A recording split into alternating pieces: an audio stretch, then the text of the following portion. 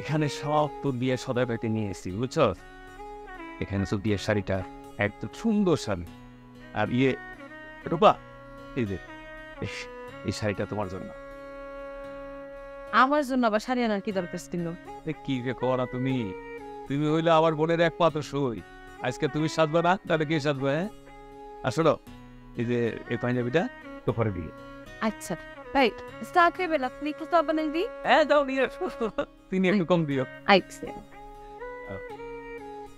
আসুন, এই ব্যাগের মধ্যে স্নো, পাউডার, চুড়ি, ফিতা, আলতা, লিপস্টিক যা যা লাগে দোকানদারে বসে দিয়ে দিছে। তুই দেখতে থাক, যদি অপছন্দ হয় আমারে তো, হ্যাঁ আমি আবার ওই যে বদলাই নিয়ে আসবো।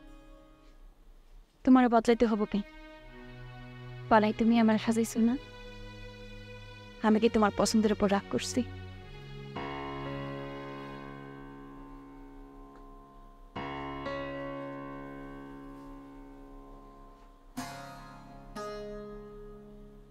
আমার বোনটা যে কখন এত বড় হয়ে গেছে আমি ভাবতেই পারি না।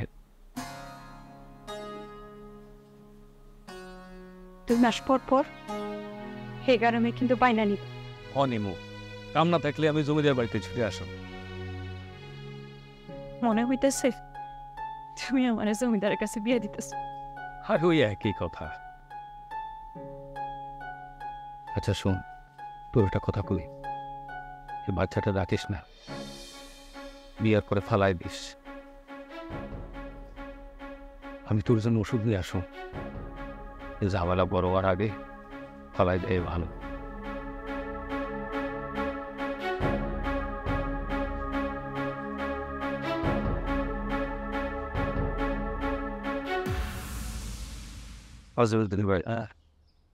পোলারের লাগে খুবই মনটা খারাপ হইতেছে। মনে হচ্ছে কত বছর ধরে পোলার আমি দেই। কি ফুল কি তোমার সঙ্গে এখনো যোগাযোগ করে নাই? না, ওই যে কইলো ফোন হারায় গেছে, নতুন ফোন কিনবো তারপরে কথা কইব। আর এই ফোন তো হারাইতেই পারে, ওই মামার ফোন থেকে ফোনে কথা কইতে পারে না তোমার সঙ্গে? তুমি আমার পোলারে চেনো না, কোন ধাঁচের পোলা? মানুষের কাছ থেকে ফোন নিয়ে ফোন দেবো? জীবনও দেবো না। 250টিরও বেশি ডিজাইন অপশন নিয়ে ওয়ালটন স্মার্ট ফ্রিজ, বোঝে আপনার প্রয়োজন। ভাতটা খাইতে বসে না, আমি বসালে তারপর দুটা ভাত খাই। আর তাহলে ওর মামার বাড়ি তুই কেমনে আসো? ওরে তাহলে কি খাওয়াই দিব? আর মামিটা ওরে খুব ভালোবাসে। ও হ্যাঁ, বাজার থেকে সোজা চলে আইলাম আপনারে দেখাইতে। কি দেখাইবা? এই যে বিয়ার পাঞ্জাবি, রংটা ঠিক আছে না? যদি আপনার পছন্দ না হয় দৌড়ে আবার পাল্টাই নিয়ে আসবো। বিয়া করবা তুমি? আজিমুদ্দিন ভাই তোমার কি পছন্দ করে? না না, স্যারের কথার একটা মূল্য আছে না। কন্যা থাকে হচ্ছে স্যারের বাসায়, সেই হিসাবে আজ থেকে স্যার হচ্ছে আমার শ্বশুর।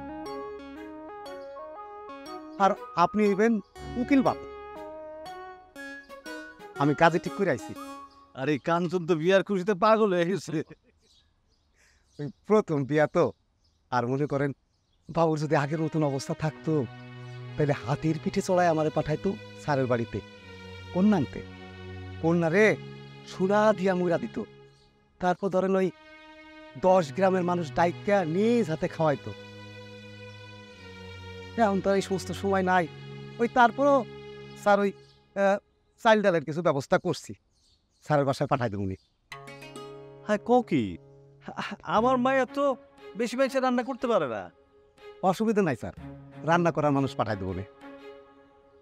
স্যার বাজারে তো দই অর্ডার দিয়ে আইছি, সেটা আবার নিয়ে আসতে হবে। দোয়া করি চাচা, দোয়া রাখেন আমার জন্য।